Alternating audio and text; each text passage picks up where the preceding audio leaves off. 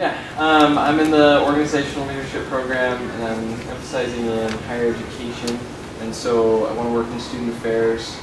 I worked in business for the last 5 years, and started the program in the spring of 2011, and I'll graduate in May 2013. And I'm working right now as a few different jobs, grad assistant, helping out with the grad student activities, and then just in the org department. Sounds like you got a plan. It's got a timeline. I'm gonna be done. Yeah. And what about you, Dan? I'm the Director of Development Communications for Hospice of Spokane, so I'm in the ComEl program. Yes. And started online this last fall, actually, so, and then I'm going to start doing on-campus classes this fall, so. Well, this is wonderful. You all have some very specific goals in mind, intentionally, it sounds like. And it's feeling pretty good to me that you feel like you're making progress towards what you want. Yeah, baby steps. Yeah. Well, I'm glad to get to know you. I did a graduate degree once upon a time too, and I have a lot of empathy for how you balance out. It's even better that you're taking the time to come in to work with us. So I'm Chris Ryman, and I'm the director of the internship program out of the Career Center. And I have been asked to be a part of this little workshop with you today for interviewing. So before I get into materials that I've brought with me, let's just sort of start with what your questions are. You all have had a career life already, and all of you have had experiences with interviews. So why are you here? What don't you feel like you know? You can always get better. Yeah, you I can always guess keep so. working at it. Well, I'll just say for me specifically, I lived in Germany for 17 years. And so, for some reason, every time I go for an interview in Germany, it was not a problem at all. I wasn't nervous or anything, and it's like I never interviewed for a job in Germany that I didn't actually get offered to me. So I felt very successful, I come to the United States, and I'm an idiot. I don't interview well at all, and I think it must be different interviewing styles, so I'm just not accustomed to the American style of conducting interviews. Not used to the behavioral questions and things like that. So, yeah. So getting a little bit of experience with the kinds of questions that an American interviewer might offer, ranging from behavioral-based questions all the way to what we call the dumb questions. What kind of an animal would you like to be? Oh dear. Which doesn't I love happen that. often, but Yeah. that is a presence in the circuit. Okay, good. And What about you, Dan? I think, mostly what I'd like to be able to do is to be able to better explain my past experience to people in different industries, because I worked in PR consulting, and now I'm in healthcare, and there are only limited healthcare PR opportunities in Spokane, and so if I want to advance, it's going to be getting outside of healthcare. So how do I tell somebody in higher education what my experiences and successes and all of that in the past mean in their language? So relating, Yeah. giving life skills, but in a relevant ways that make sense with this new position. Exactly. Translation is really important. Both of those areas are. How about for you? Any other specific questions, or just some general reaffirming? Yeah. I mean, I haven't interviewed very many times after college. I worked with the same company for 5.5 years, and so now I'm, back interviewing, and I've done a few since then. So I think anytime you can work on it, it's good experience. That's a pretty good principle for just about all of the life skills. Anytime you have a chance to work on it again, you refresh your cause, and it's a great moment to be able to do that. So there's abundant amounts of information about successful interviewing, and the goal for today is to simply introduce for the first time some of those basic ideas. I have included in your little packet here a few samples of the kinds of questions that you could be asked, including behavioral-based questions like you're asking about Kay, as well as just some basic principles and the review of stages of interviewing, of what you need to do when, before, during, and after. So if you want to open it up and just take a look at this very first page that says the principles of good interviewing. I tried to summarize for you with a little bit of comedy here and there what you can actually do for yourself that will work for you every time you interview. This isn't just applicable to the specific interview, but this is getting, as you say, a sort of deep background with understanding who you are and what it is you want to say, and then mastering the art of being ready to do that. So the beginning stage of this is just figuring out the wonderful art of being yourself.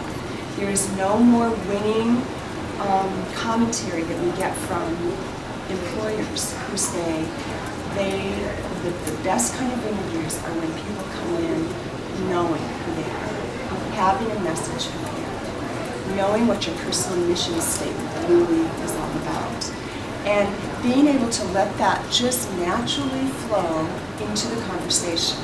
That's how they have a real good sense of who you are.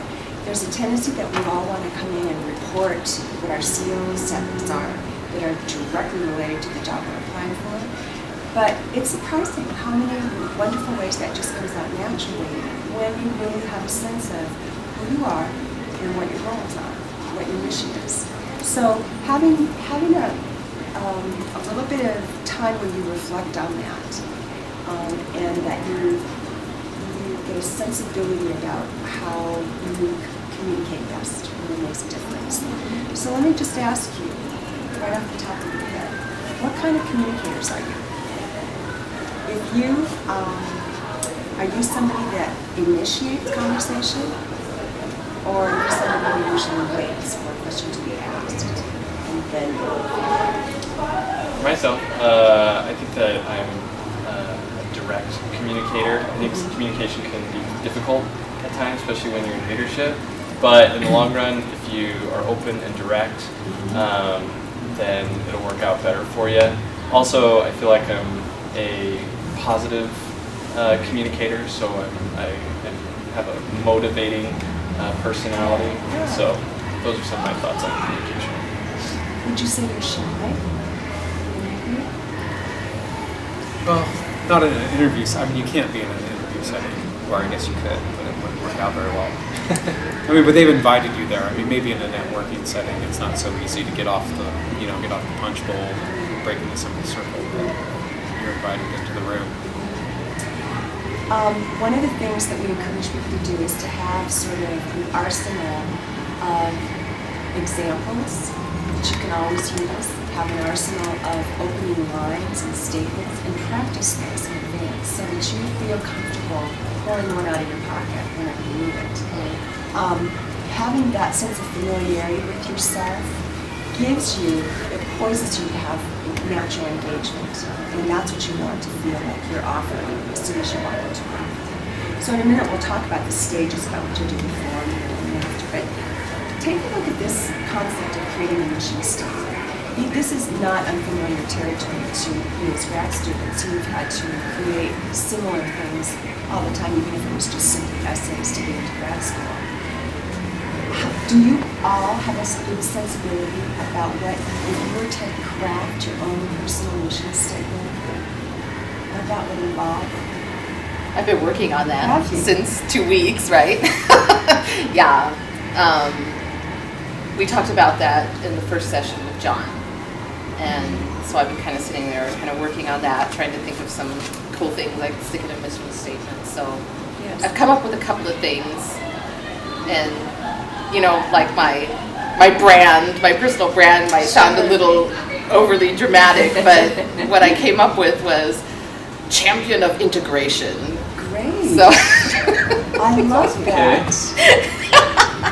And what that comes from is, you know, almost all of my life I've worked with different cultures, different languages. And right now I'm teaching a class on intercultural communication.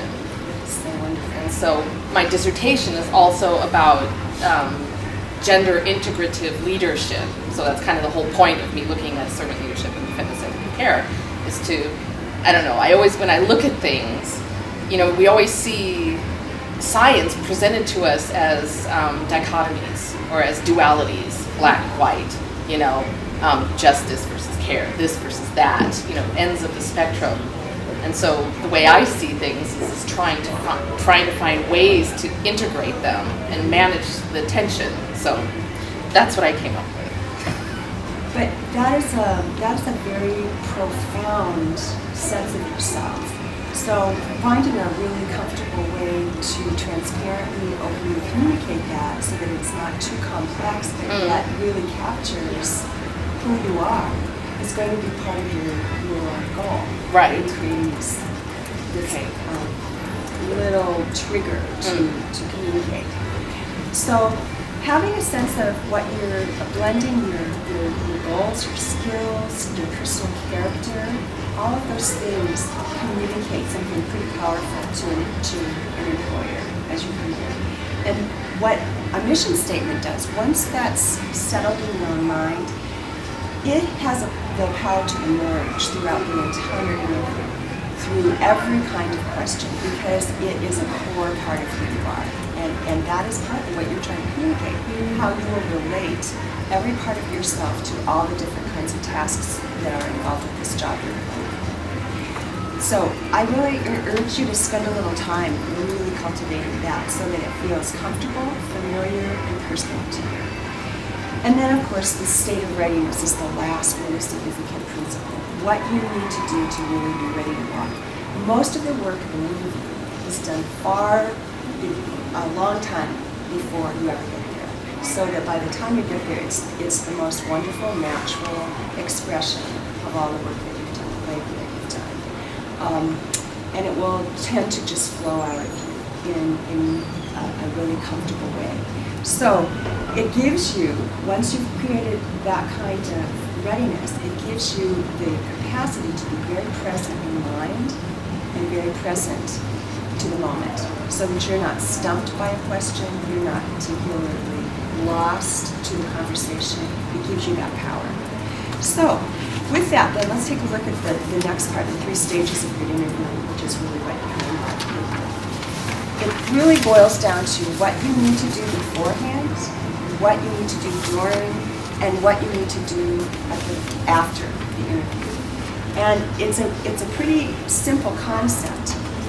What we've learned from employers, and the most recent was a panel of HR professionals that came to be right here in this room a couple of weeks ago. I don't know if you were on Facebook or not for that. Every one of them said, just as the employers from all the career fairs we talked to and all of the other locations, places that we work with, they can always tell instantly the person who's done their research ahead of time.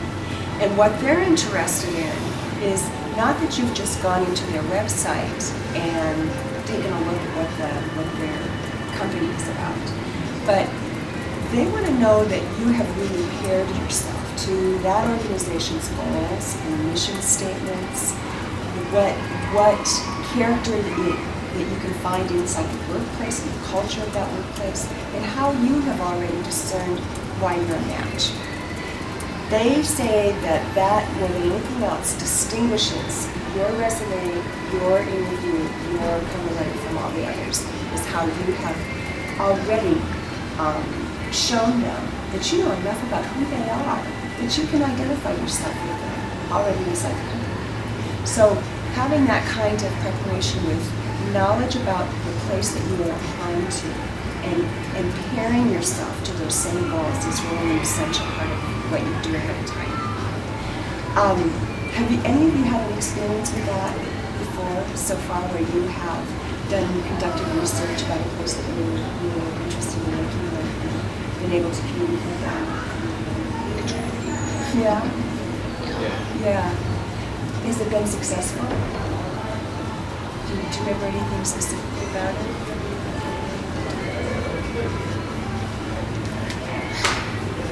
Well, I don't know if I've been successful because I don't know if I've been shortlisted yet for the job I interviewed for about a month ago. But one of the things I did was I really, took the time to take a deeper look at the university. I applied to Western Kentucky University. I don't know anything about them. I don't know anything about Kentucky. So I Facebooked a friend of mine who lives there. I said, give me the lowdown on Kentucky culture. So she gave me a couple of things that go on there. And I looked at the university, found out some things like how their mascot is in some competition for the best mascot in the country. And I think it's pretty high up there. So I was learning about the mascot. But no, what I did that I was actually able to communicate was spend some time looking at who the other professors are in the department and what their degrees are in and where have they been, and tried to communicate that. When they asked me one of the questions, I can't even remember what the question was, but it might have been something like, well, why do you think you'd be a good fit here? And so I tried to communicate that as saying, well, I noticed that a couple of the professors in your department have degrees in communication, and I think that would fit really well with me, even though I don't have the degree in communication. I have, interest in that field, and I've been kind of working in the field of communication, so I think we can work together on something. I don't know. So, and like I said, I don't know if I've been shortlisted, so I can't tell if that was successful or not.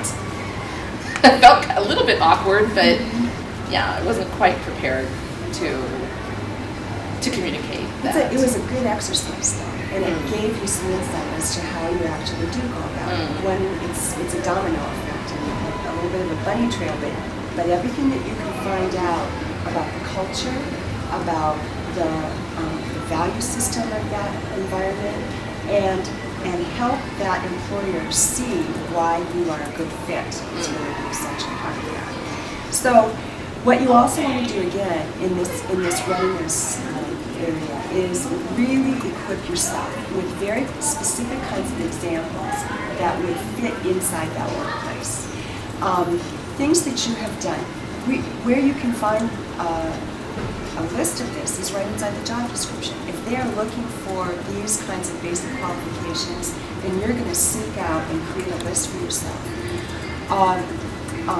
Moments in time, experiences you've had that really address that very kind of skill. And if you have so many, then you're going to have a hard time tracking them. Quantify that list to a really usable short list of really good ideas. Here's an example where you've done this. One of the things that we've learned is that employers want to hear and see metrics. They want measurable outcomes about what it is that you have done, a difference that you've made. If you were involved with a fundraising event, that you indeed can give some kind of outcome statistics about the percentage of people that you worked with, the percentage of increase in volume that you brought in, the money that you brought in, all of those kinds of things. So the more quantifiable your examples are, the more powerful they are, especially if they fit directly into one of the requirements. Make sure that you really can find out as much as you can about the job before you get in there. And then the questions that you will be invited to pose at the end of the interview can really be specific towards and kind of show some extra levels of insight and perception if you really have done a study about the nature of this job. You might even look at a similar job in a different location and be able to do some comparing and contrasting a little bit with that. That sometimes helps to show your own insight into the field of this kinds of work. So the other thing that you can actually do before the interview is conduct some informational interviews. An informational interview is much different, and I've tucked in the back packet here a little bit of a few tips about informational interviewing that you can kind of go through and learn. One of the favorite questions always in an interview is what are your strengths and what are your weaknesses? So how would you answer that right now, Dan? What's one of your strengths? I think one of my strengths is organization, time management. And can you give an example of how you've seen that go to work in your work experience? Yeah, definitely. We recently had a fundraising event, and so there are a lot of things that need to happen in the right order at the right time to make sure that it comes off well. And I prefer to front load stuff so that we've got it done early rather than scrambling around at the end. And so, getting the invitations out at the right time, getting everything to the printer, having those drop into the mail at the right time so that it's not too far out for people, but far enough out, and getting promotional information to those people too. Just having it all come off on the right timeline is important. So I can see that you care about timeliness and kind of a seamless operation. How would you characterize an area of weakness in yourself? Well, the same is on the flip side. I sometimes want to cling to that timeline so tightly that it can't be a detriment. But I've been able to overcome that many times in the past when you've got to ad lib, and when something goes wrong, and you've got to shift everything and get it ready because something out of your control happened. Maybe the printer closed up its doors or whatever. So. If an employer asks a direct question and presses for weaknesses, which they don't often do, but sometimes they do in the context to a certain scale, what's a good way of responding to that? If employers ask Press for specific content? your vulnerabilities. Well, for me, normally I have it prepared, I know basically what I'm going to say according to the context of the interview. So, I don't know, mine, has been, I don't have necessarily that much experience in higher education, but my passion for higher ed and my love of working with students well prepares me for this position.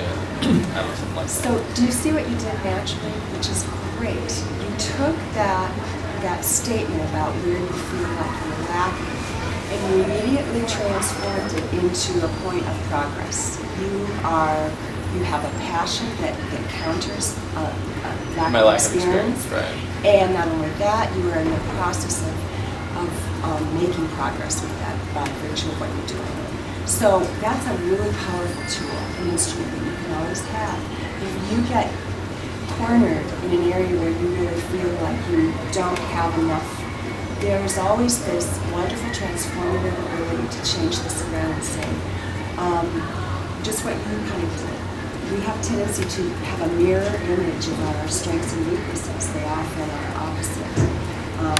Perfectionism sometimes impairs timeliness, and yet we want to point out that we have high standards with something. So being able to really take that question, you have the power as the interviewee to turn it around. You can change a question so that it's being answered the way you need it to be answered. So just know that that's part of your capacity.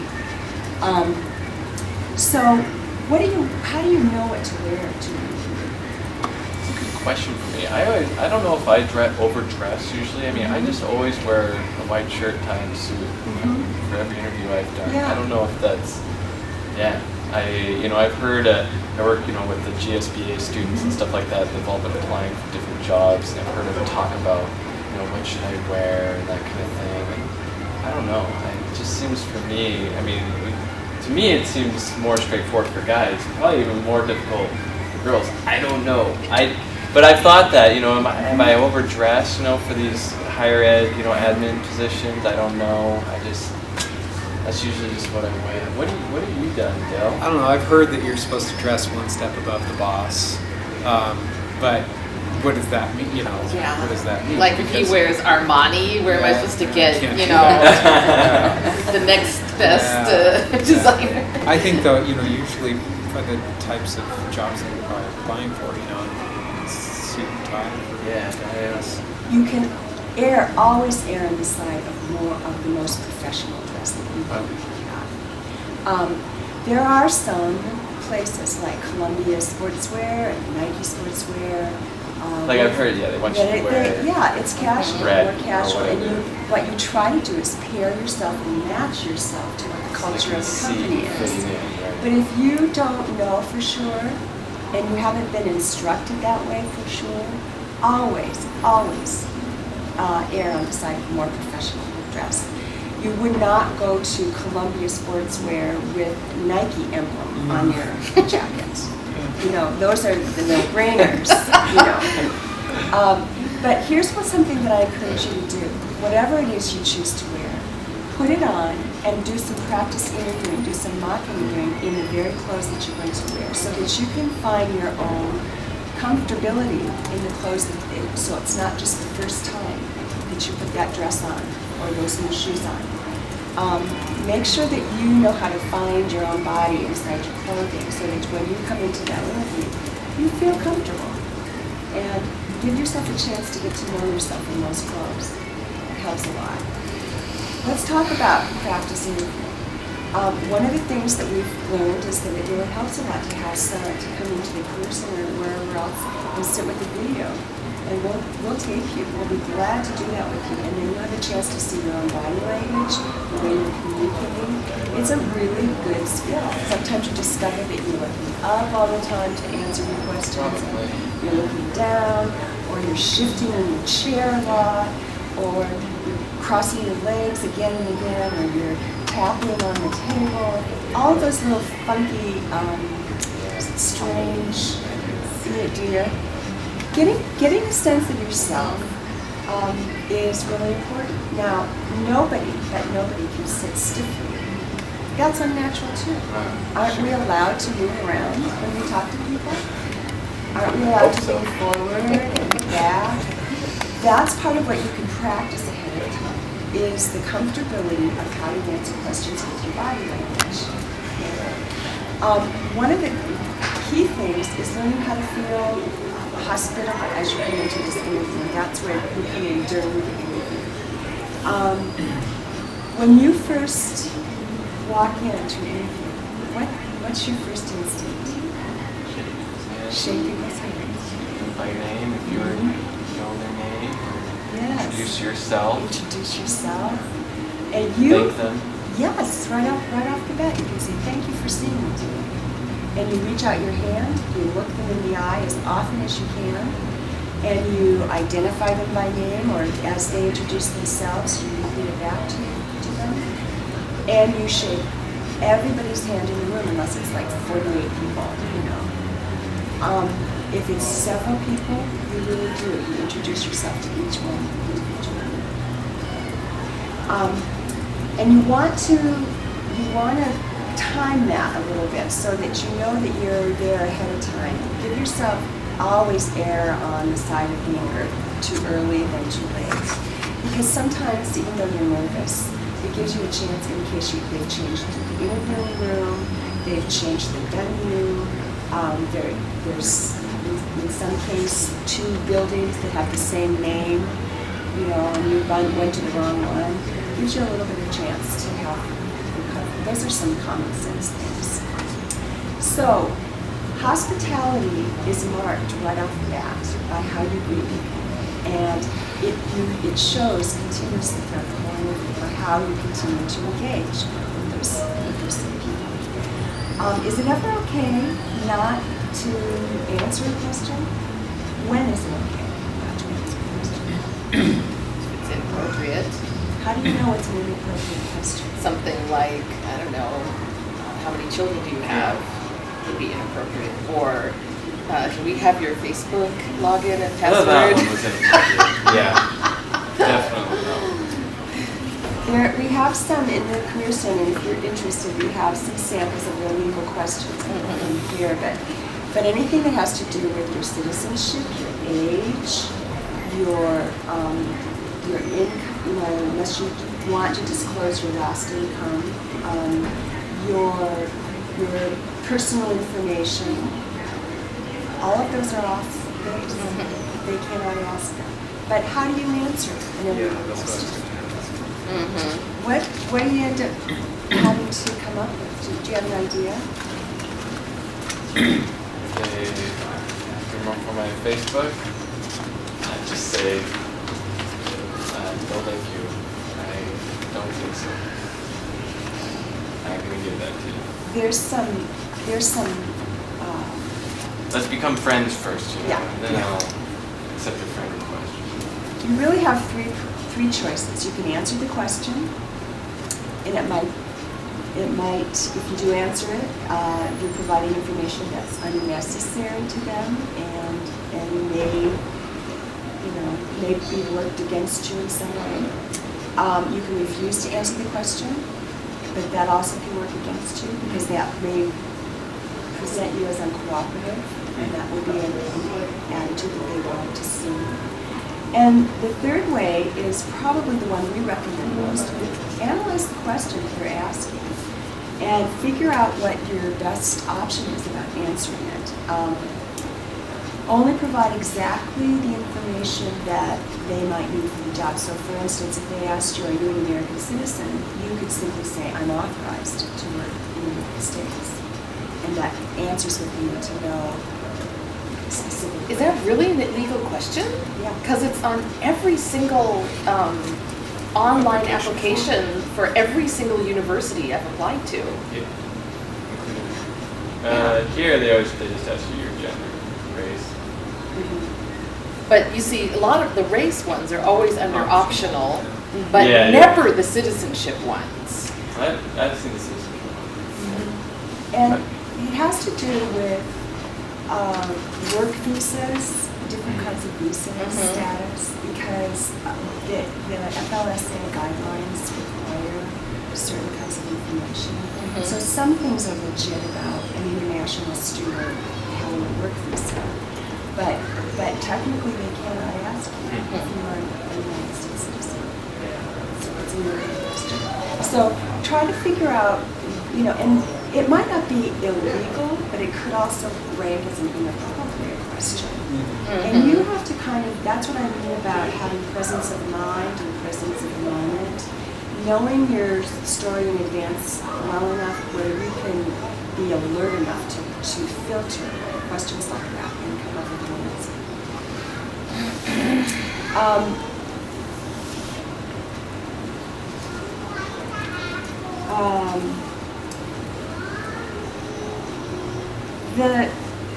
The other kinds of things that I was going to mention to you is I've given you some material about all different kinds of questions. But Kay, you asked a specific question about behavioral based. Why do you think they ask you those kinds of questions? A behavioral based question. I don't know, I guess to just kind of get a feel for your strengths and weaknesses is what I would guess. Because some of the main behavioral questions I can think of is like, give us an example of a time you were able to resolve a conflict in the workplace. So they want to know what kind of strategies you use. And they want to also probably see how you react to the question. They might even create a scenario and an imaginary circumstance and ask you to navigate. How would you resolve this? Right. So, in all cases, especially for positions that really are leadership positions of some kind of management level, what they're trying to discern in a question like this isn't just what your specific strategy is in solving a problem. They are also weighing in on your imagination, your creative impulses, your philosophical point of view. Are you relational in your strategies? Are you a concrete thinker, an analytical thinker? A lot of these questions really have the power to reveal a lot about how you approach working on a team, working independently, what your standards are for work performance. And they use these kinds of contexts to reveal to them what it is, your impulses. So don't be afraid of these. This is where that art of knowing yourself really comes into play in one of different ways. Be 100% who you are and use what comes naturally, just sort of the way you did with your answer about passion. You came forward right away. And that was solid. It was accessible to you. They also ask you questions sometimes that will weigh in on your opinion. Opinion questions sometimes come to life. And how do you know whether your opinion, what's safe to offer for your opinion? Think about that a little bit ahead of time so that if you are having to offer a political opinion on something, that it's not going to in some way negatively impact your interview.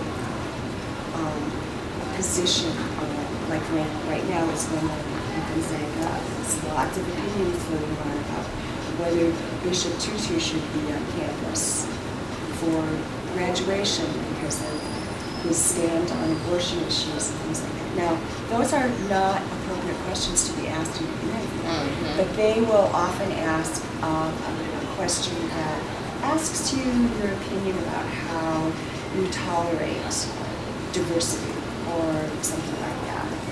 And so you want to really know your mind. So spend a little time with some of these questions and figure out, take yourself through them and walk yourself through. You definitely will be asked some competence questions. How well do you fit into the requirements of the job? So have your arsenal of examples ready for yourself to be able to say, in another situation, this is what I've been able to do. And be able to speak to that. What about after the interview? Oh, I was going to ask before we move on to that. What's a way to not answer a question in an interview? Sometimes is it ever okay to say, I don't know? Yeah. So how do you follow up with, I don't know?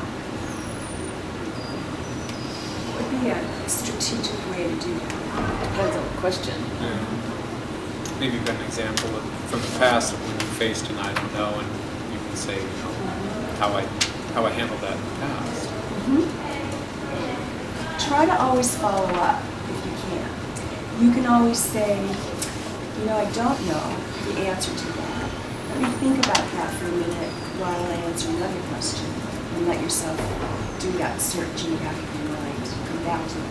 Yes, when I come back to that question, that's really what you want. Another way you can do that is, I can't give you an answer for that in this particular situation, but here's what I know about myself. When I'm confronted with something that I don't know, this is what goes to work inside of me. And make it be a character question. Turn the question around into a way that you can answer it. That helps them see something about yourself. See what I mean? Mm-hmm.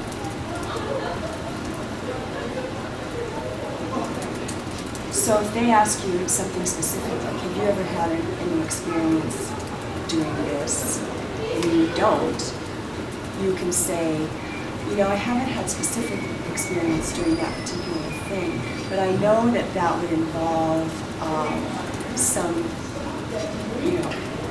careful planning and organization, and that I do know how to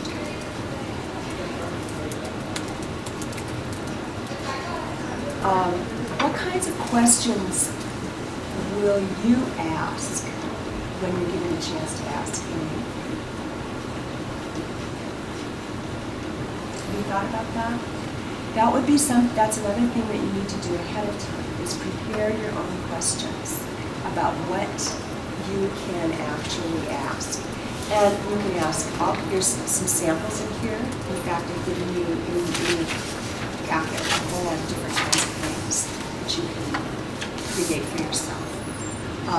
But they often have to do with questions about the culture of the workplace, or what is the nature of the way people get to work together on projects, what is the nature of advancement.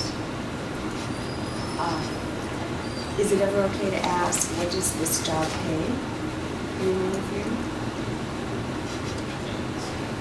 Sometimes that would not be the first place that you want to go to, that would not be the first question you would ask. And there's other ways to frame salary questions besides just a straight question. What is this job pay?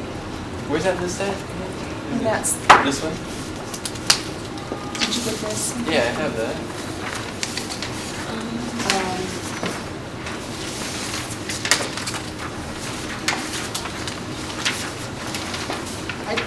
Did you say you had a list of questions that are illegal? Because I don't have that. No, I just brought that along. Oh, okay. But I can give you, I can send that to you. You can your email address to. So what is the thing we're looking for now? Questions What to kind of ask, questions we can example ask? questions, yeah. Uh-huh. Oh, I guess I didn't. That would be great. Okay, you want some of Have, those? You know, Yeah. 10 of those or All whatever, right. just examples. Like, one of the questions I asked recently at an interview, because like the first time I went to an interview in the United States, they asked me, do you have any questions for us? I was kind of like, no. But, so I prepared for the next one and I said, all right. How would you describe the ideal candidate for this position? Yeah, that was. And that was good because it, you know, even though they describe it in the job description, the posting or whatever, when you ask that question, you get kind of a spontaneous answer, and it made me understand more about what they were really looking for. So, Now, what is the advantage of asking, or the benefit of asking that question at the end of the interview? Yeah, I always thought that question was kind of weird. Like, I've been told by other career center people that to ask, what are the 3 top things you're looking for? And then they say it and they say, well, you know what? I I got do this, feel I like got I got that." this and I got that. Yeah. And to me, like, I was always kind of scared of that one too. I thought A, it was a little redundant because we just went through the whole interview, and then Right. B, like, it was kind of scary because then I had to think more off my feet. Another one that I have used that I did like was the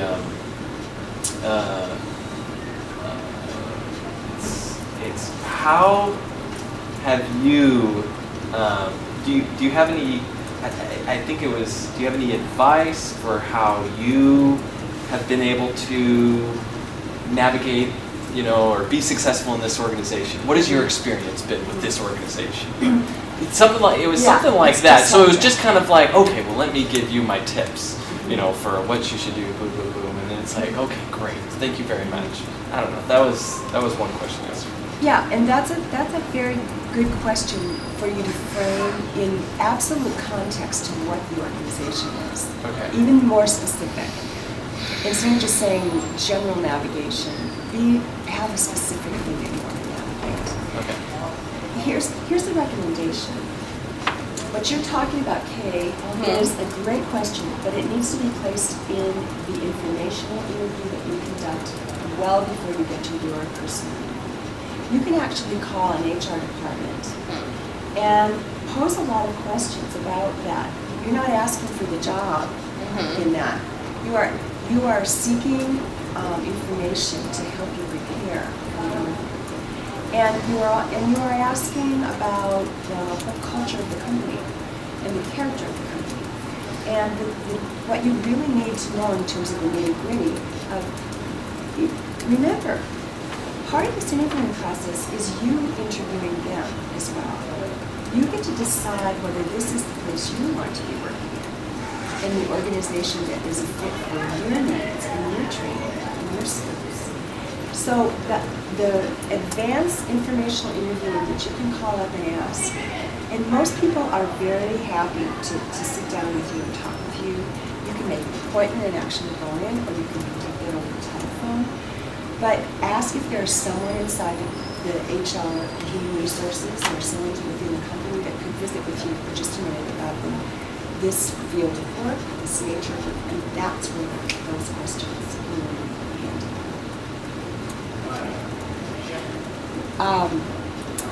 So, with the exiting of your interview, what's appropriate for you to do afterwards? Right, thank you notes for sure. Absolutely. Is there anything for you to say as parting word? Thank you very much. It depends on kind of the kind of job, you know, like I'm applying in higher education, so they're going to get back to me, but other jobs, you know, you would ask, you know, when can I expect to hear from you? You know, shake their hand, thank them, when can I expect to hear from you? That kind of thing. Yes, and it's very legitimate to ask that. I can be reached at, you can offer, here's. Card, you can give them your, if you have them. And almost always, unless you're told otherwise, you will arrive at the interview with extra copies of your resume, of your cover letter, of your curriculum vitae, if you need to take that, if you have whatever they ask, you have that ready for them. And multiple copies of it, always. And you usually need to carry some kind of a so that there's no pressure. Don't throw it out in the bag.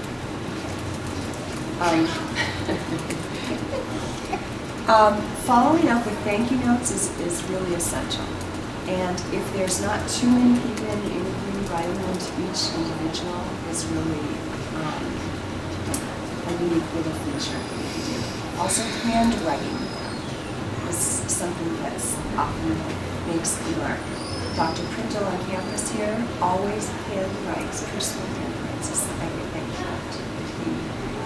Whenever I present in a workshop in his classroom or do something in conjunction with him, Okay. he sends me No, personal. how is it? Oh, it's decent, it's readable.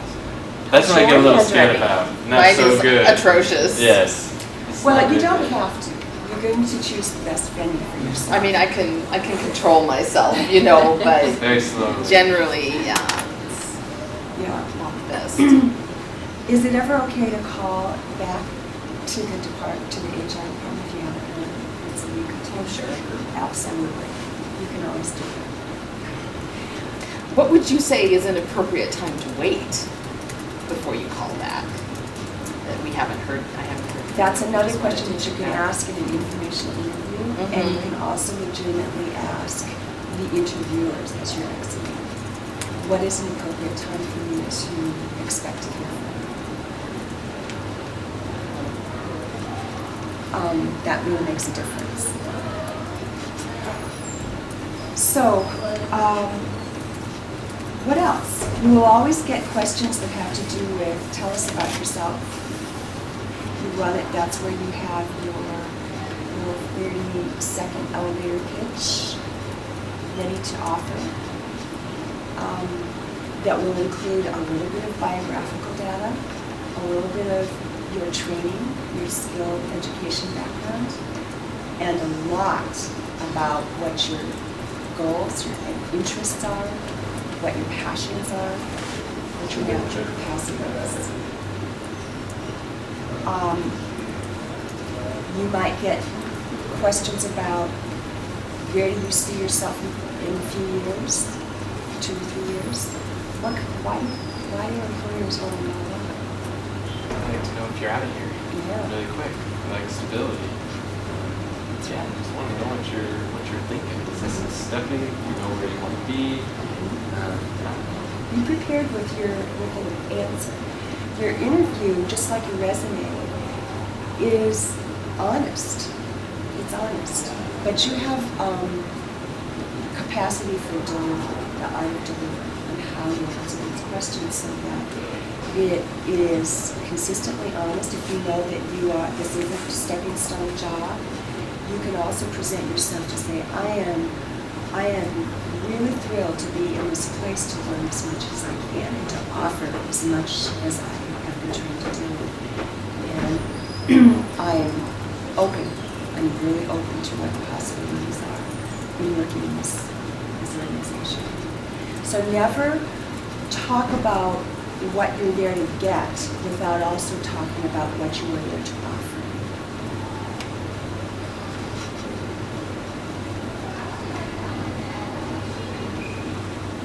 Always have questions to ask.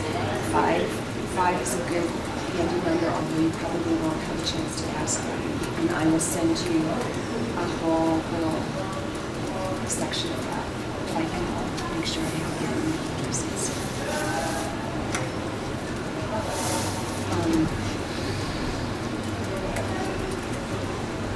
I want to be sure I'm covering what you have questions about. This is great.